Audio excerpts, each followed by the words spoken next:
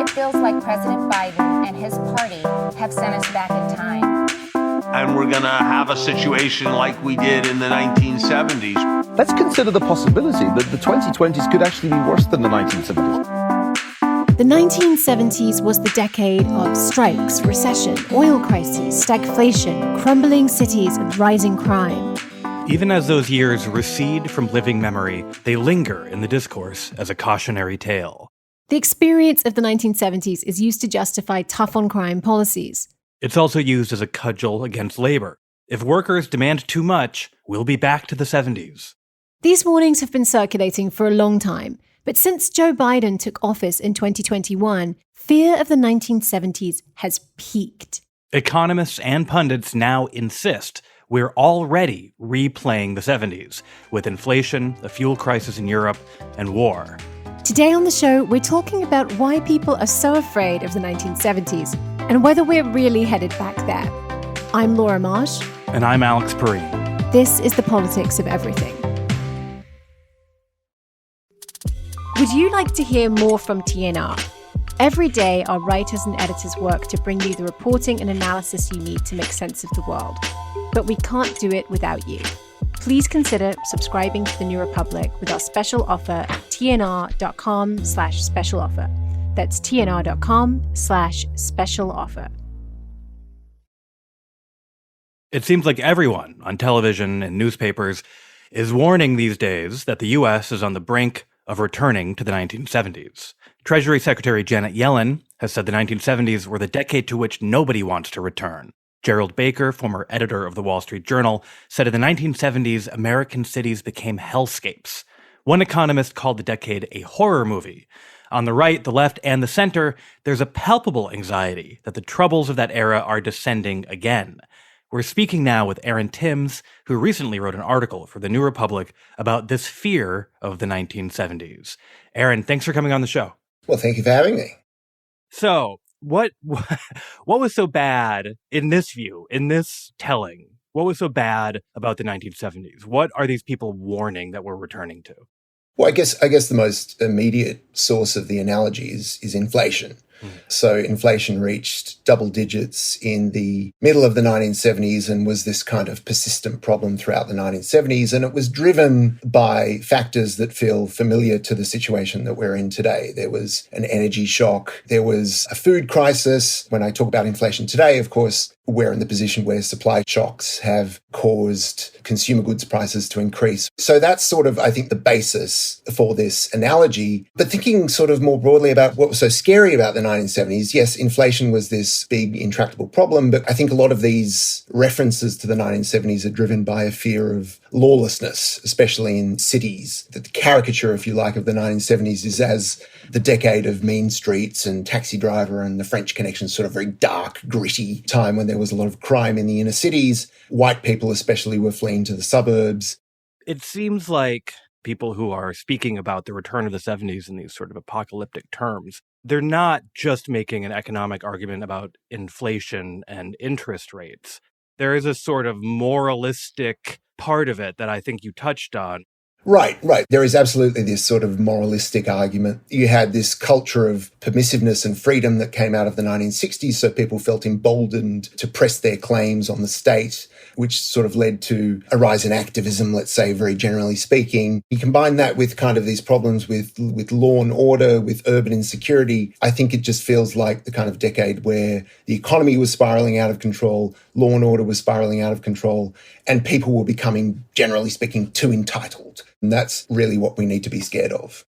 When you hear people saying we can't go back to the 1970s, is that coming from the right or the center? Like, how widespread are these warnings? So I think it actually cuts across political lines. You get a lot of, Trumpist figures, let's say, like Peter Navarro and Larry Kudlow, warning about a return to the 1970s. But then you get sort of slightly more respectable conservatives, let's say, like Neil Ferguson. I'm not sure that he quite fits that description. And then you have figures who are very much part of the Democratic establishment, like Larry Summers is someone who's warning pretty much every day now about a return to the 1970s. So it is fairly widespread and shared across partisan lines and across the professions as well. So before we get into talking about how some of those ways of thinking about the 70s might be wrong, I want to talk about the fear itself, because in the piece you coin a term, nostophobia, the fear of the past. Just talk us through that term, how you came up with it, what you're thinking about it. Well, I just took the word nostalgia and turned it on its head.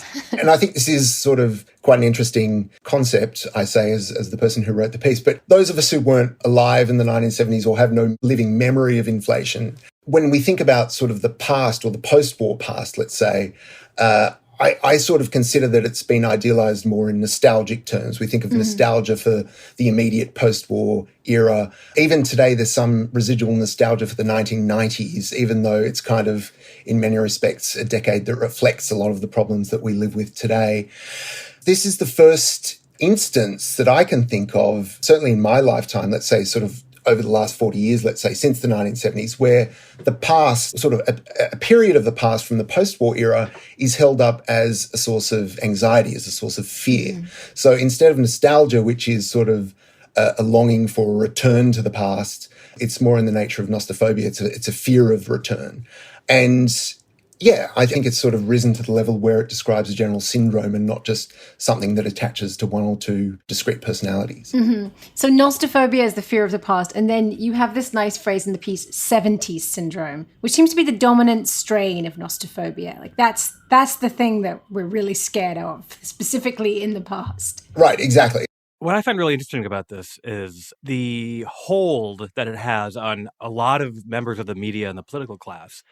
Obviously, it's increased in the last 2 years or so, but there have been inflation hawks warning about this for my entire adult life in the face of consistently deflationary, the actual economy was consistently deflationary over that time.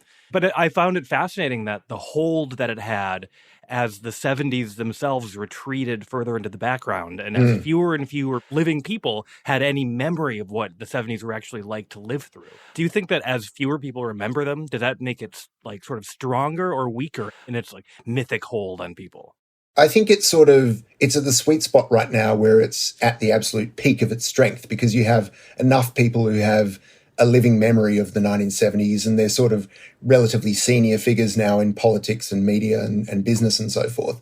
But then you have enough people who don't have any memory of the 70s. So you can kind of call on the expertise as someone who lived through the 70s. You can present yourself as a 70s expert, and your expertise is beyond reproach or beyond question. It kind of occupies this sweet spot of being, I think the median age of the US population today is about 39. So it's at the point where there's this almost perfect balance between people who remember the 70s and those who weren't around for them.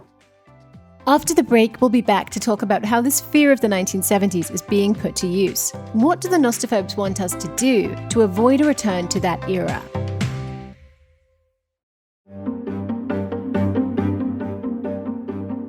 So many news networks, but which one to trust? Journalist Anthony Davis of the 5 Minute News podcast provides a trusted voice among the noise. Published Monday through Friday and featuring only the 3 most important world news stories of the day, the 5 Minute News podcast fills a forgotten sector of the news industry. True news. Factual, verified, and responsible news gathering without the need for embellishment or theatrics. 5 Minute News cuts through the noise of legacy cable and network television while going deeper than traditional radio bulletins. 5 Minute News focuses on inequality, health, and climate issues with the goal of making politics relatable. The podcast offers no opinion and no bias, just the facts. 5 Minute News is published early in the morning, so you can listen while you have breakfast and lets you get on with your day knowing you're fully informed. Subscribe today to the daily newscast that matters at 5minute.news. That's 5minute.news. No one will blame you for feeling like it's a pretty shaky time for America. On the new podcast, How to Save a Country, you'll meet the thinkers, doers, and organizers who are working to make the United States a more democratic and just place. People who are connecting the dots between economics, law, and politics. I'm Michael Tomasky of the New Republic. Join me and my co-host Felicia Wong of the Roosevelt Institute as we bring you the good news and the big ideas that point to a less fractured, more stable, more equal future. How to Save a Country. Listen and subscribe on Apple Podcasts. We're speaking with the writer Aaron Timms about a condition he's identified among politicians and commentators, 70s syndrome, or the fear of the 1970s. Aaron, let's talk about the uses of this fear because it's being invoked to justify policy choices right now. When, for instance, Larry Summers warns about going back to the 1970s, what kind of things is he recommending that we do today? Yeah, well, he's been very explicit about it. He said we need unemployment. And the way to get unemployment is through interest rate hikes. So it's basically a plea for a return to the years of the Volcker shock. So Paul Volcker, of course, the chair of the Federal Reserve from 1979 onwards, instituted this very punishing regime of interest rate hikes to get on top of inflation. So it's really an argument for going back to that and doing exactly what was done in the early 1980s when interest rates got up to 20% to break the back of inflation. And what you get from that, of course, is you disincentivize businesses to invest. As a result, the businesses don't do as well and they have to start laying people off. So you end up with unemployment. But I mean, it's kind of remarkable how the solution that is proposed is not simply, well, we need interest rates hikes. It's we need unemployment. We must discipline workers. We must make them take the medicine of unemployment so that we can get on top of inflation. Yeah, I mean, the Volcker shock, I assume probably a lot more people, I'm talking about people who weren't there for it, people my age. I assume a lot more of us know about it now than maybe did a few years ago. But it's fascinating that it's presented still as, again, a morality story in which essentially the bad workers asking for too much were punished. Volcker, in Reagan's first term, induced a recession. Yes. An actual recession, crashed the economy. And then after that, I mean, you can tell us the rest of it, but stock markets began soaring a little bit after that. But the jobs didn't come back. And yet that's presented as not just a success, but like one of the central policy successes of the era. Yes, absolutely. It's kind of this holy grail or this thing that you cannot question, you know, the Volcker shock is something that finally broke the back of inflation. And I think we do need to recognize that inflation was this really damaging and intractable phenomenon throughout the 1970s. But it's bizarre to me that the conversation today is still very much centered on what the Fed and the Fed alone can do to get on top of inflation, whereas there are many economists, especially those on the left, who are calling for a much more sort of sophisticated and targeted understanding of this very complex phenomenon of inflation, and who recommend other actors, especially state actors, to take on the responsibility for taming inflation. But that's sort of the nuance of that conversation is completely lost. And it's the object lesson of the Volcker shock is still held up as the template for what to do in this situation. It's puzzling because there's this fear of the 70s, but then the kind of conventional wisdom seems to be that the only way to fight this similar set of problems is by using the very painful solutions that were implemented in the 1970s, which I think in the memory of people who were alive then, if you had family members who were out of work, if you experienced the effects of living in a recession, are also really painful and scary and not something you want to go back to. Right, exactly. Yeah, I don't actually even really know how to make sense of it. If it's just sort of a taste for cruelty or something that's involved in recommending this, especially when, as I say, there are other solutions that, while they may not have the historical track record of the Volcker shock, are available to us that involve targeting inflation at its source and figuring out sort of mechanisms through fiscal policy to address inflation. You also trace a couple of other shifts that took place in the 1970s as a response to its various crises, such as shift from industry to finance, production to consumption, welfare state to real estate, the weakening of labor power particularly. How do you see those things being replayed now? Well, I think the most interesting one, the one that's most relevant to today's inflationary situation, let's say, is worker power. Right. It seems like this fear of rising labor power is based on the so-called wage price spiral, which is a process where as goods become more expensive, workers collectively bargain for wage increases, forcing businesses to raise prices, leading to higher wages, and so on and so on and so on.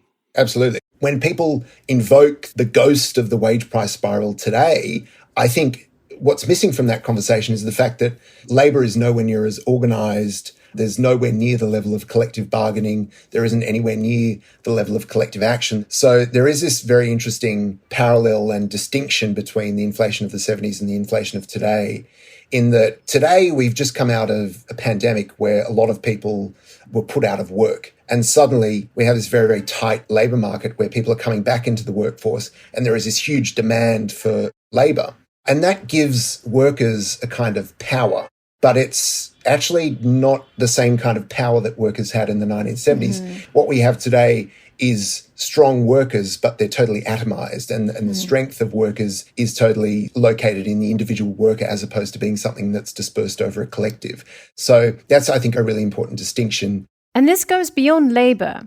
The other thing I think that's interesting in terms of this shift from the 1970s to the 1980s, if you like, or sort of the post-1970s era, is to think about the role of finance, this shift of industry to finance, the deregulation of capital that took place after the 1970s is, of course, the status quo that we live with today. And there's so much fealty, I think, to the market and so much fealty to how the market reacts to different sort of economic policies that's sort of baked into how political actors think of themselves. And I think that is quite sort of destabilizing. And that, again, is sort of a legacy, if you like, of the 1970s. And it means that, you know, we end up with the situation we're in today where we have this problem. Instead of understanding it as a problem to be resolved through politics, it's conceptualized as a problem to be resolved either by the Fed on its own or by the markets. And part of the argument of my piece is that this shift of trying to understand things collectively or trying to understand things through politics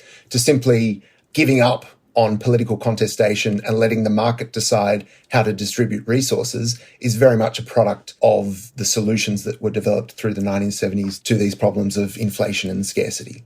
What I find really interesting, and I think you sort of make the case that the 70s never went away, because you're talking about the wage price spiral and things like that. And as you say, it was treated as gospel by economists for years and years, but it was based on that historic period where labor had enough power to demand wage increases in line with inflation, not just to demand it in the sense of a tight job market, but through collective bargaining, through like actual contracts that said wages will rise with inflation. I mean, how many people do you know who have contracts that say that now?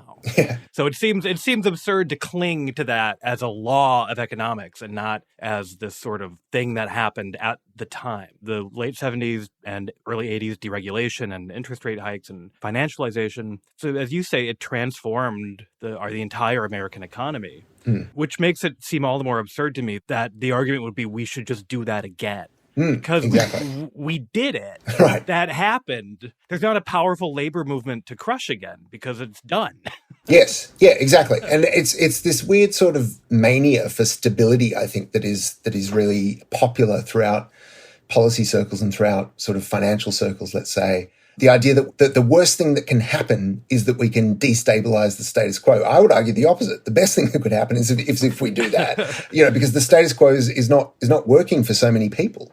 But when people invoke this fear of the 1970s, what they're really asking for is a return to the solutions that emerged out of the 1970s. It's for more of the same, basically.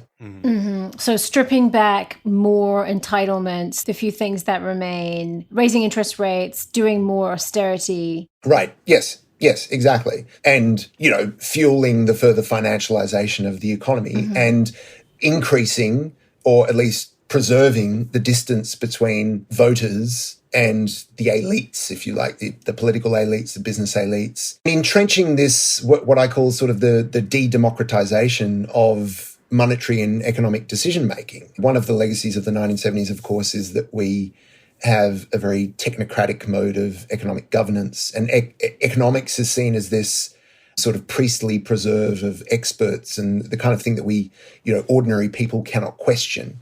Whereas in the 1970s, you had a lot of attempts, a lot of sort of avenues towards political experimentation, if you like, whereby economic decision-making would not be simply the preserve of elites, but would be more fully integrated with the democratic process. I think that's a really important point. We speak of economic policy, the Volcker shock. We speak of that period as inevitable, basically. Like that was the only way forward. But it wasn't understood that way at the time. There were paths not taken. What was the debate actually like at the time? Well, it was messy, I think is the best way to describe it. You had sort of Keynesian economists who were representatives of the orthodoxy at the time, if you like, sort of the post-war economic orthodoxy, who were grappling with this problem and trying to find a solution through Keynesian demand management. Then you had this kind of resurgent vanguard of the business establishment and kind of business elites, and the resurgence of kind of free market thinking throughout that decade. And of course, it predates the 1970s, but it's in the 1970s that a lot of this thinking came to the fore. So you see the formation of think tanks like the Heritage Foundation, the Cato Institute, the Manhattan Institute, places like that. So you have sort of this sort of organization on the conservative or sort of the pro-business side of politics to push pro-market policies to the forefront and to make them sort of the fallback position of politics, which is what we live with today. But that shift in political economy was not totally one-sided. There was a debate. There was a fight over it. Yes, exactly. I think there was a lot of back and forth between the different factions, the different sides of politics about what the best response to inflation should be. So on the left, you had a few things going on. You had kind of grassroots organizations. So you had sort of civic associations, block associations, workers' cooperatives, homesteading, these sort of local initiatives that were designed to address the problems of inflation and the end of growth. And then at kind of a macro level, you had a lot of debate on the left, especially sort of during the Carter administration, about introducing things like incomes policies, which would sort of cap wages, but then involve some bargain between wage restraint and workplace representation. There was also an experiment with price controls, which I think is really relevant to the current context because we're now going through this debate among economists about whether price controls are good or not and whether they might offer a solution to inflation that sort of gets around the problem of inducing a recession through interest rate hikes. So there was this very sort of fertile and interesting discussion that was taking place about solutions to the crisis. What there wasn't so much, which I think is interesting to reflect on, is much of an attempt to democratize this conversation and to bring the body politic, the voting population, into the conversation about how you deal with the distribution of resources under conditions of scarcity and the end of growth, which is basically what the 1970s was all about. Why do you think we've ended up with this narrative then that the 70s were this period where everything kind of came to a head and things were nice, but it went too far and you have to kind of crack down and discipline, workers, and you can't always have an ample welfare state? Why has that been so successful? Do you think it's cultural? Do you think it's because of the way the 70s have been portrayed in movies? Is it because the neoliberals won?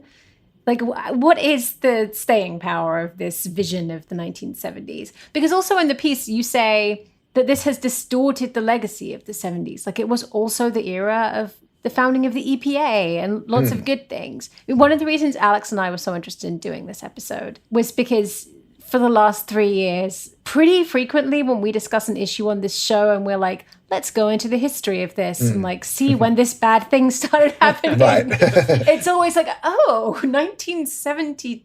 Right, exactly. Yeah. And it often seems like this is the last moment that things were kind of good. Right. Yeah, I guess it's because it's complex. I think that's why the caricature of the 70s is so powerful, because the 70s themselves were this very complex beast where things were good in some ways, but they were also very bad in others. And when dealing with complexity, I think people just reach for the simplest explanation. And in this case, it's that the 70s were really bad. But I think you're right to point to, I don't want to kind of do a bad version of cultural studies here, but it's kind of like, I do think that cinema has played a pretty important role in prolonging this notion of the 70s as this irredeemably horrible decade. I mean, this is, like I said, the decade of Taxi Driver and Mean Streets and films like that, but it's also the emergence of the horror genre. I mean, the Texas Chainsaw Massacre came out in 1974, and it's all about how a family that's put out of work by economic rationalization has to start eating humans to feed itself. It's very explicitly about the economic crisis of the 1970s. So yeah, I think it's that, but I think it's also the legacy of this culture of deference to technocrats that we've internalized over the last 40 years, let's say, whereby the arbiter of what is good in policy terms, what constitutes a good policy, is the market. And whatever the market says is correct. So the moment the market reacts adversely to something, we must correct course and do things that will please the market. It's a combination of all the things that you said, is what I meant to say. I like the idea that you could draw a line between the end of the Hays Code and Hollywood censorship to like directly to stagflation and the Volcker shock. Yes. All of a sudden people went to the movies and they were like, it's that bad? We didn't know. We weren't allowed to see this before, but they're eating people in Texas. Right, exactly. We've got to do something. Yes, I agree. All right, Aaron, thank you so much for talking to us today. Thank you. It's been a pleasure. You can read Aaron Timms' article, The Unquiet Ghost of the 1970s, in the November issue of The New Republic. The Politics of Everything is co-produced by Talkhouse. Emily Cook is our executive producer. Myron Kaplan is our audio editor. If you enjoy The Politics of Everything and you want to support us, one thing you can do is go to wherever you listen to the podcast and rate the show. Every rating and review helps. Thanks for listening. Would you like to hear more from TNR? Every day, our writers and editors work to bring you the reporting and analysis you need to make sense of the world. But we can't do it without you. Please consider subscribing to The New Republic with our special offer at tnr.com/special offer. That's tnr.com/special offer.